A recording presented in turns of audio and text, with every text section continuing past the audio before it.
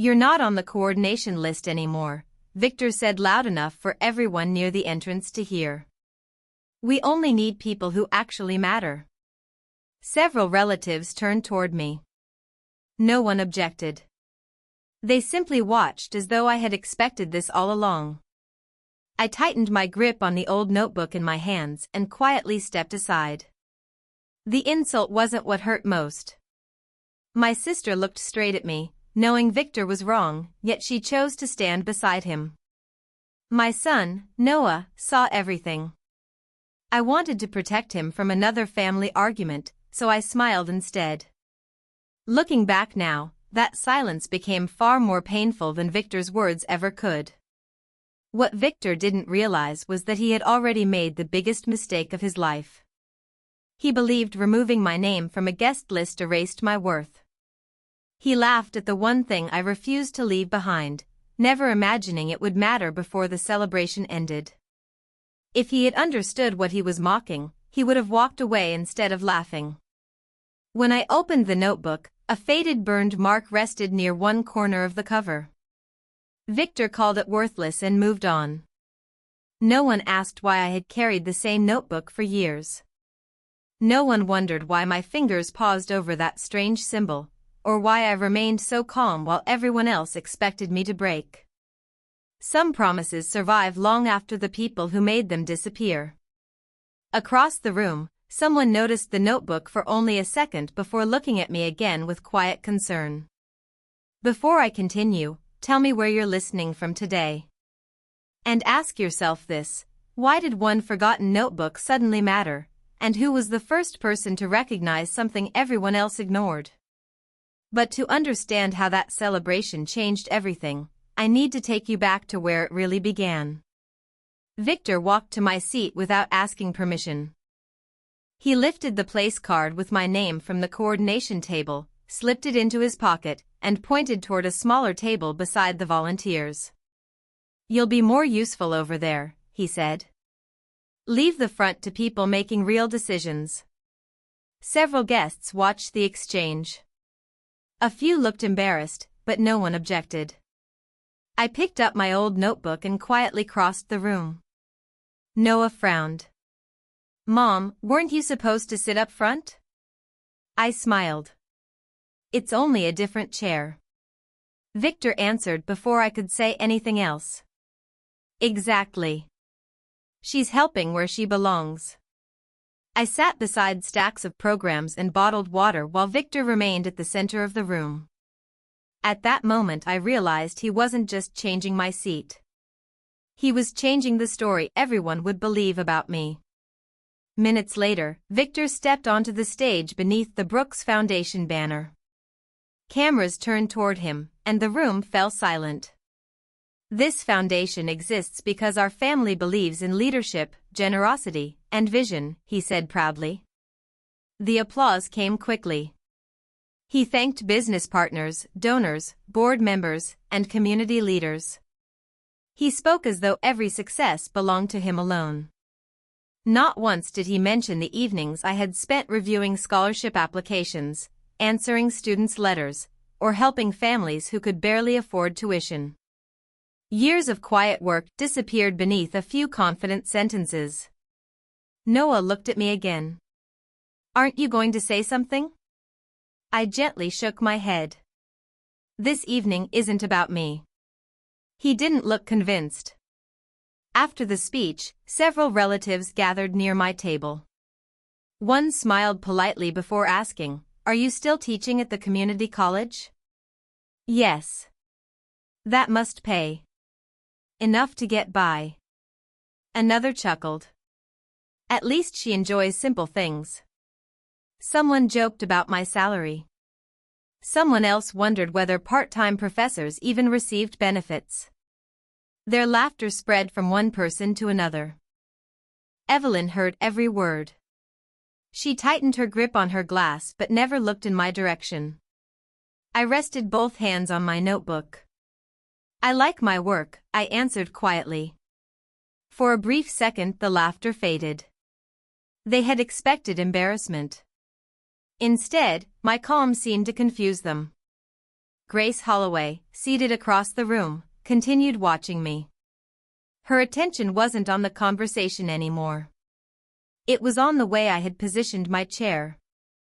Without thinking, I had placed it where I could see the entrance, the stage, and the main hallway at the same time. My notebook rested beside my left hand, exactly where it always felt natural. Grace tilted her head slightly, as though she had noticed a habit that didn't fit the woman everyone else believed I was. "Mom," Noah whispered again, "are you really okay?" "I am." His eyes dropped to the notebook. "You never let that leave your side." Before I could answer, movement near the back of the hall caught my attention. A man had stopped just inside the doorway. Daniel Ortiz. He wasn't looking at the stage. He wasn't watching Victor. He was looking directly at me. Then his eyes settled on the old notebook in my hand, and he became completely still. He didn't wave. He didn't speak. He simply stared, as though he had recognized something no one else in the room could see. At that moment, I believed the humiliation had reached its limit. I had no idea the evening was only beginning. The next thing Victor removed was my name. A young staff member came to the volunteer table holding a small badge. Her face was pale with discomfort. "Mrs. Brooks," she whispered, "Mr. Hayes asked me to collect the committee badge." For a moment, she could not meet my eyes. I looked down at the badge clipped to my jacket. Amelia Brooks. Organizing Committee. That strip of plastic should not have mattered at my age. Still, when I unclipped it and placed it in her hand, several people nearby saw exactly what Victor wanted them to see.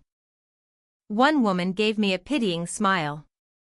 Another looked away too quickly. "Thank you," I told the staff member. She swallowed. "I'm sorry. You're only doing your job." As she walked back toward Victor, I understood the message. I had not just been moved to the side. I was being erased. Then I noticed the stage seating. Earlier that week, there had been a chair reserved for me near the end of the front row. Not important, not central, but present. Now the card on that chair had been changed. Victor's name stood in larger print, placed closer to the center. My own seat was gone. Noah saw it before I looked away. "Mom," he said quietly, "that was your chair." "It's all right." "No, it isn't." His voice carried enough that Evelyn turned her head. For one hopeful second, I thought my sister might finally say something. She opened her mouth, then closed it again when Victor glanced over. That silence answered more than words could have. A draft from the side door lifted the pages of my notebook. The cover opened before I could stop it. I pressed my palm down, but not fast enough. Grace Holloway had already seen the mark. Her eyes narrowed slightly. Not with judgment. With recognition that something did not belong. "Amelia," she said softly, stepping closer, "what is that symbol?" I closed the notebook. "Just something old. That didn't look like a doodle." "It isn't important tonight." Grace studied my face. She knew when not to push, but she also knew when a person was protecting something larger than embarrassment. Her gaze dropped once more to the closed cover, then lifted toward the back of the hall. That was when I felt it. Someone else had seen. Daniel Ortiz stood near the doorway, frozen in place. His eyes were fixed on the notebook as if the room around him had disappeared. The color had left his face. His hand moved slightly, then stopped, as though he had reached for something. He did not come toward me. He did not say my name. Somehow, his stillness frightened me more than Victor's cruelty. Victor, of course, noticed none of it. He was too busy enjoying the circle forming around him. "You know," he said, loud enough for nearby guests, "some people think silence makes them mysterious." A few guests chuckled. But sometimes, Victor continued, smiling in my direction, silence just means there isn't much to say. The laughter was softer this time, but sharper. It slipped under my skin because Noah heard it. Because Evelyn heard it. Because Victor believed I had no history strong enough to answer him. I kept my hands folded. Victor mistook that for defeat. Then a staff member hurried across the room and spoke into his ear. His expression changed at once. "The international guest is delayed," he announced smoothly.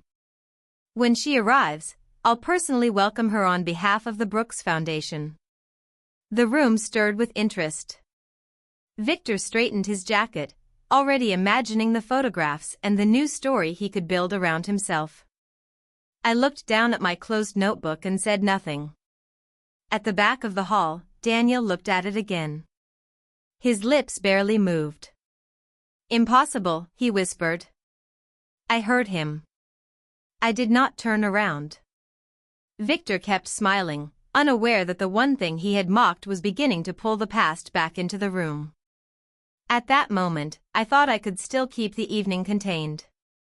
I was wrong. The hallway outside the ballroom felt colder than the room I had just left. I carried 2 stacks of scholarship folders against my chest, balancing the old notebook on top because no one had offered to help. Guests passed on their way to the restrooms and reception table. Some glanced at the papers. Most looked through me as if I were part of the wall. Behind me, Noah's footsteps started, then stopped. "Mom," he called softly. I gave him a small smile. "Stay inside, sweetheart. It's your family's night."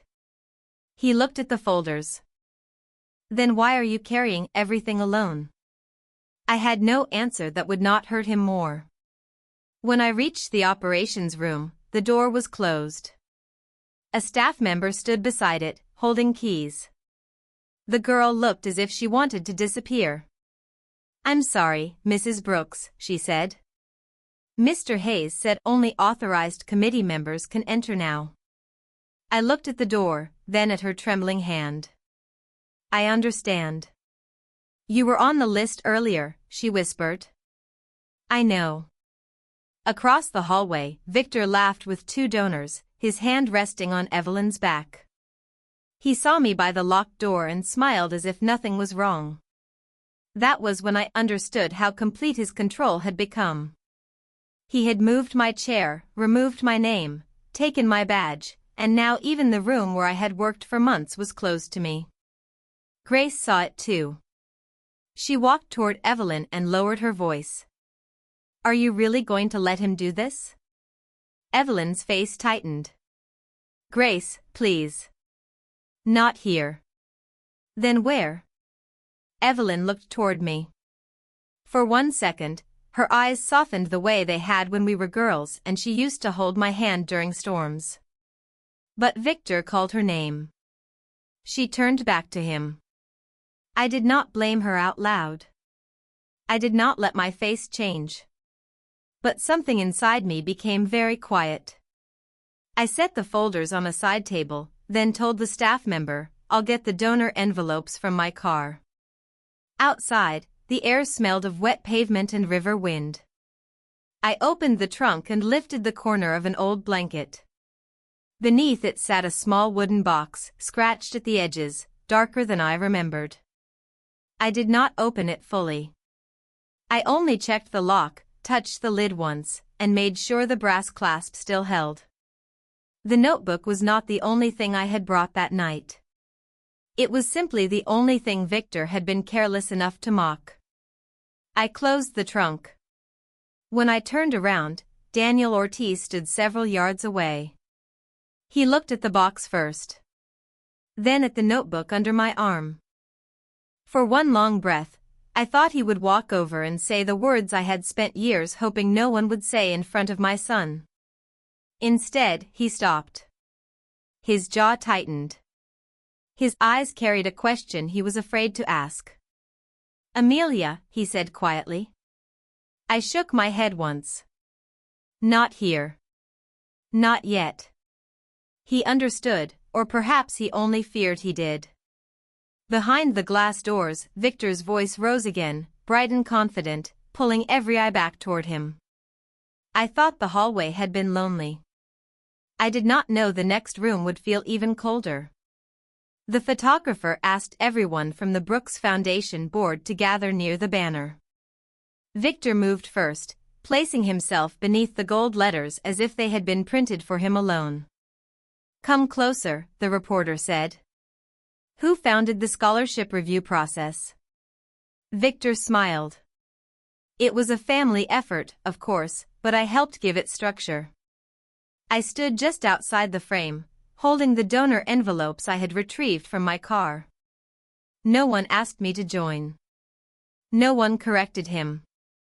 The camera flashed, and another piece of my life became his story. After the photographs, I returned to the corner where I had left my chair. It was gone. A volunteer was folding it against the wall. "I'm sorry," she whispered. "Mr. Hayes said we needed the space."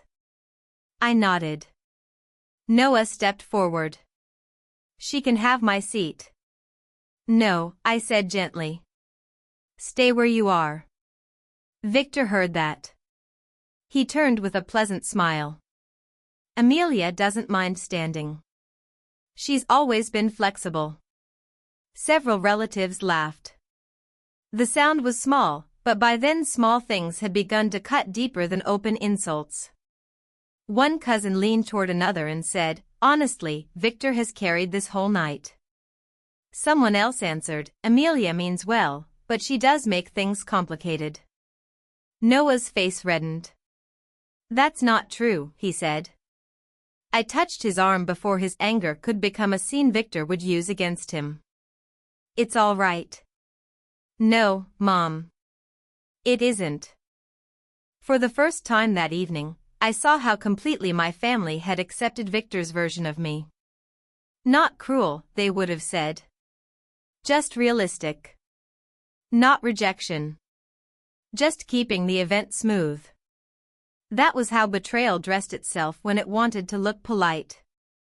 Near the back wall, Daniel Ortiz stood still, watching the room with a different kind of tension. His eyes kept returning to the corner of my notebook, where the burned mark had shown for only seconds. Later, I learned what had changed in him then. A memory had begun moving through his mind from an old training room, a sealed briefing, a symbol drawn once on a board and erased before anyone was allowed to copy it. But that night, all I saw was a man trying not to believe what he remembered. Grace came to my side. "Amelia," she said quietly, "why does that notebook matter?" "It's just habit. You don't guard habits like that." I looked at her, careful not to lie and careful not to answer. Some things are easier to carry than explain. Grace studied me for a long moment. "That's not an answer." "No," I said. "It's the only one I can give." Before she could press further, Victor reached between us and picked up my notebook from the table. "Well," he said, flipping it open, "let's see what our mysterious scholar keeps in here." My hand moved before I meant it to. I stopped myself halfway. Victor noticed. "Oh, now she cares." He turned a few pages, saw nothing that made sense to him, and laughed. "Old lists. Strange little marks. Amelia, you really do make everything seem more important than it is." Then he tossed the notebook onto the table. It landed open. One corner of the burned symbol faced the room. Daniel saw it. So did Grace. And this time, I could not cover it quickly enough.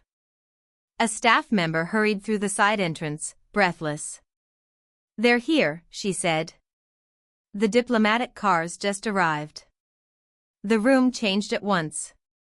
Chairs scraped. Guests stood. Victor straightened his tie and smoothed his jacket.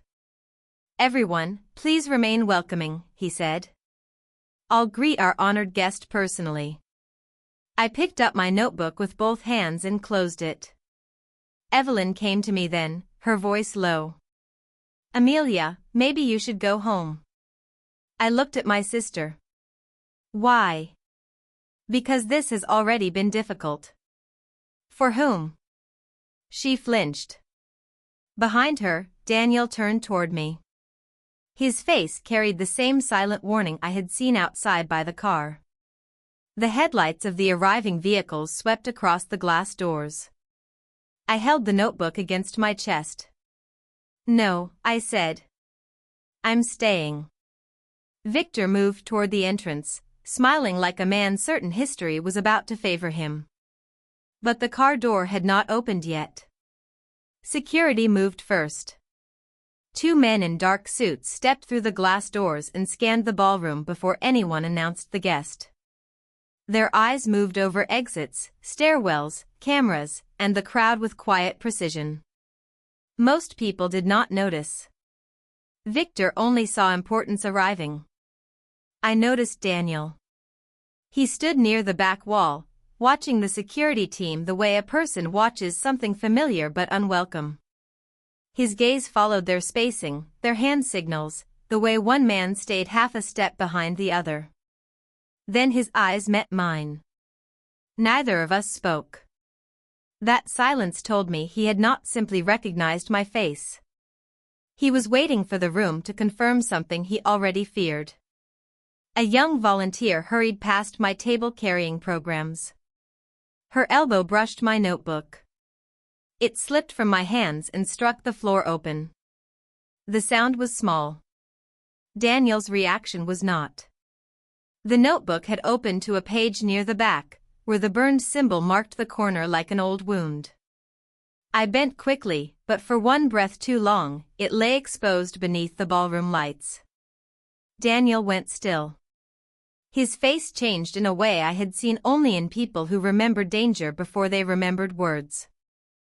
I picked up the notebook and closed it against my chest.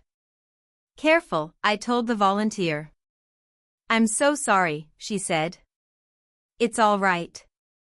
But it was not all right. Daniel had seen enough. He came toward me slowly, stopping just outside the nearest pool of light. "Amelia," he said quietly, "where did you get that mark?" I looked at him for a long moment. "You know I can't answer that." His jaw tightened. "So it is real." "I didn't say that."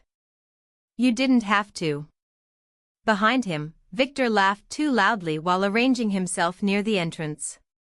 He was practicing a welcome smile, unaware that another conversation, much quieter than his, had already begun changing the evening. Daniel lowered his voice further. "I saw that symbol once."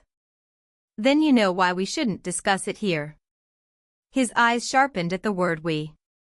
Before he could ask more, Victor appeared between us with a hand on Daniel's shoulder. "There you are," Victor said brightly. "No need to get trapped by Amelia's old college stories. Come, I want you near the front when our honored guest enters." Daniel did not move at once. His eyes went back to the notebook in my arms. Victor noticed only enough to smirk. "She makes everything dramatic," he said. "You'll get used to it." Daniel stepped away, but his expression had changed. He no longer looked confused. He looked certain, and certainty can be more dangerous than suspicion. Outside, the first diplomatic car rolled to the curb.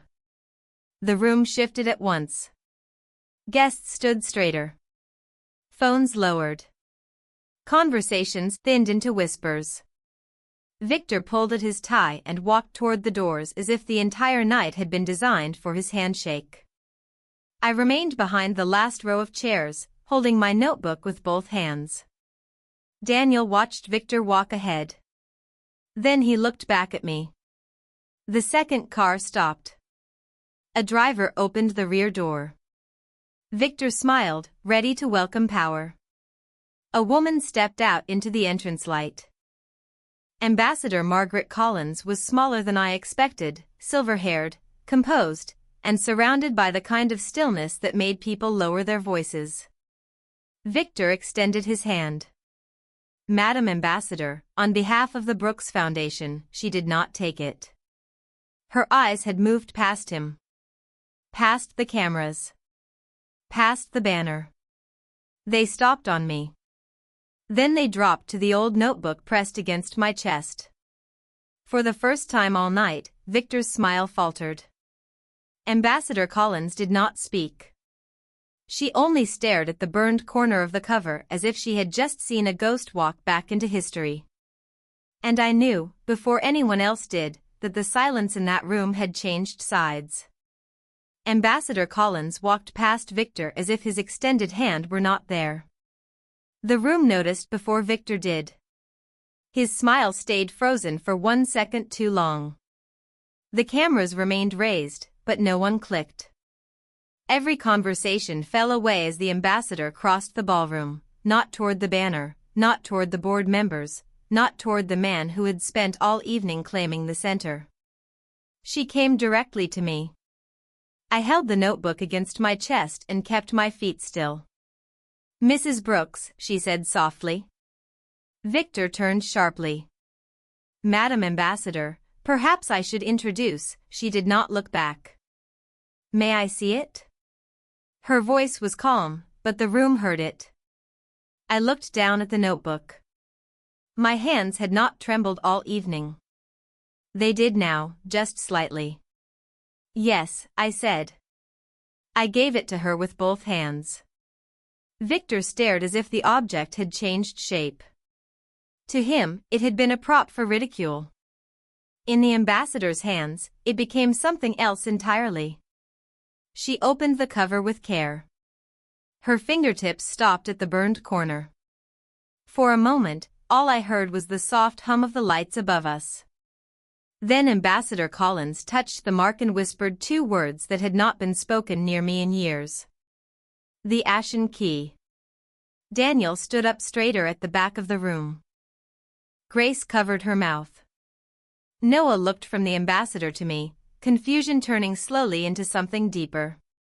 I did not answer. I did not deny it. I simply lowered my eyes, because some names carry more weight than a room full of people can understand. Daniel stepped forward. Then, in front of my family, the guests, the reporters, and Victor, he lifted his hand in a formal salute. The gesture was quiet. But it struck the room harder than applause. I returned it with the smallest movement I could manage, barely more than memory moving through my fingers. Victor looked between us. "What is this?" he asked. "Some kind of performance?" No one laughed. Ambassador Collins closed the notebook halfway, still holding it with respect. "This is not a performance," she said. "This mark belongs to a file most people in this room were never meant to know existed." The silence deepened. She did not give details. She did not tell stories that were not hers to tell. She only looked at me with a sadness that felt older than the evening. "Years ago," she said, "there were people who survived because someone chose duty over recognition. Because someone accepted silence when silence was the only way to protect others." Victor's face lost color. "That can't be Amelia," he said quickly. "There must be a mistake. She teaches part-time. She never mentioned anything like this." Ambassador Collins finally turned to him. "Perhaps," she said, because she understood discretion. The word landed like a door closing. The guests who had laughed at me looked away. The relatives who had called me difficult suddenly became very interested in the floor. Evelyn's eyes filled, but she did not speak. Victor tried again. "I only meant," "No," Grace said, her voice steady. "We all heard what you meant." That was the first time someone in my family's circle had said it plainly. Victor looked around for support and found none. The room that had carried his confidence all night now held him at a distance. Noah came closer to me. "Mom," he whispered, "is it true?" I looked at my son. There was so much I still could not give him. Not yet.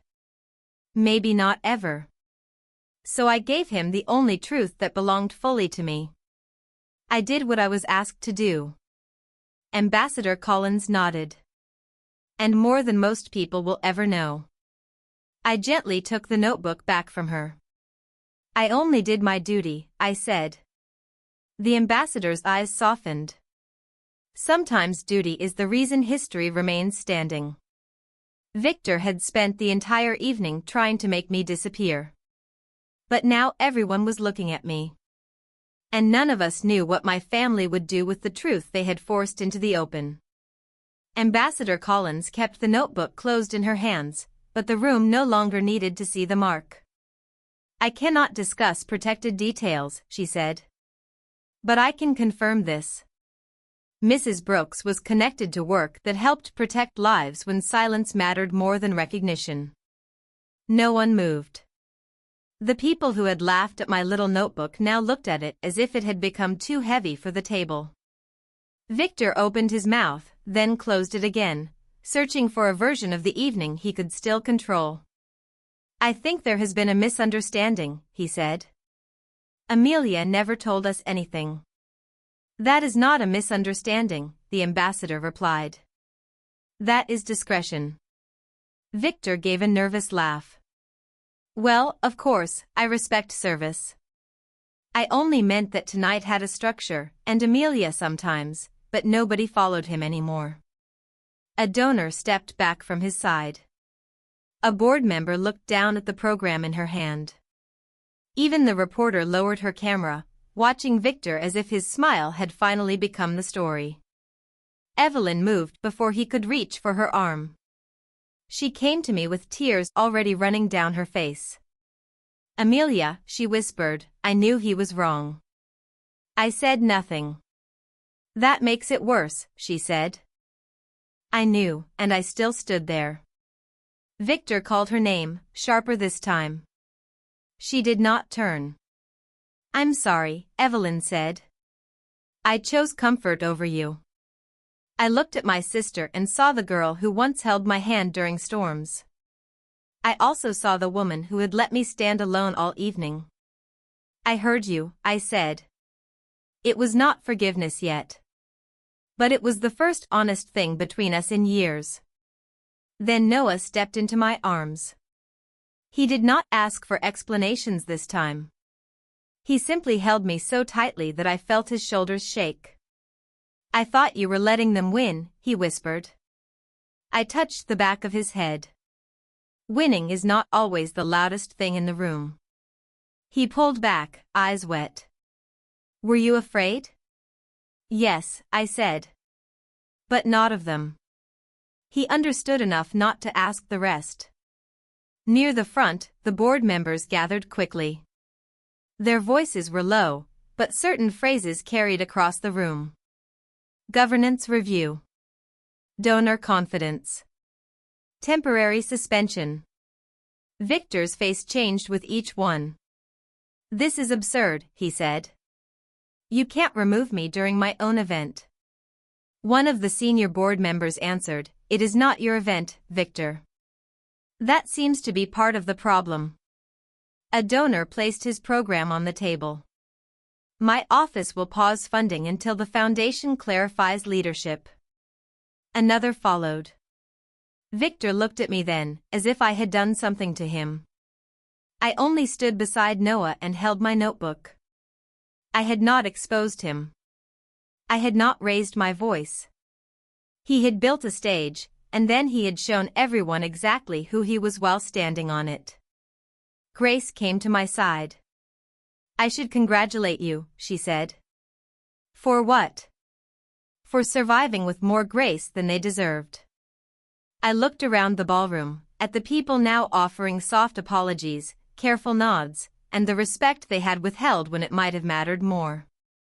I don't want to be the center of this, I said. Grace smiled sadly. You never did. Across the room, Ambassador Collins watched without interrupting. She had opened a door, but she had not pushed me through it. That mattered. The stage lights remained on, but Victor no longer stood beneath them. He had moved to the edge of the room, alone, his phone in his hand, no one rushing to ask what should happen next. One by one, people came to me. A student's mother thanked me for helping with an application years earlier. A board member apologized for not asking more questions. The young volunteer who had taken my badge wiped her eyes and said, "I didn't know." I nodded to each of them. When I finally looked back at the stage, it was empty. For the first time that night, no one was trying to decide where I belonged. And as the room slowly changed around me, I wondered what part of myself I would still choose to carry into the morning. By sunrise, Noah and I were walking beside the Potomac. The river moved quietly, carrying pale gold light across the water. For a long time, neither of us spoke. After everything that had happened, silence no longer felt like something used against me. It felt like a place where truth could finally breathe. Noah kept his hands in his jacket pockets. "Mom," he said, "why didn't you ever tell me?" I looked toward the river. Because some stories don't belong only to the person who lived them. He thought about that. "Do you regret keeping it secret?" "No," I said. "I regret letting people make you think silence meant weakness." He stopped walking and looked at me. "I never want to treat anyone like Uncle Victor treated you." That was the first gift the morning gave me. When we returned home, I took the wooden box from my study shelf and placed it on the table. Noah stood nearby, but he did not ask to see inside. He had learned something the night before. Respect is not the same as curiosity. I opened the box only enough to slide the notebook back into its place. The old cover touched the worn wood softly, as if both had been waiting for each other. Then I closed the lid. The lock clicked. That sound did not feel like hiding anymore. It felt like peace. Some parts of history must remain protected. Some names must stay unspoken. And some sacrifices are not made smaller simply because the world never applauds them. Later, I stood alone by the window and watched the morning brighten over Alexandria. For many years, I thought keeping the peace meant making myself smaller. I thought family harmony required me to swallow every insult, every silence, every careful betrayal. But peace built on self-erasure is not peace. It is only a quiet room where your heart learns not to speak. That night at the foundation did not give me my worth. It only reminded others that they had failed to see it. If my story leaves you with anything, let it be this: never measure your value by the people who needed a witness before they believed you mattered. Sometimes the quietest person in the room is not empty. Sometimes she is carrying history. Thank you for listening to my story.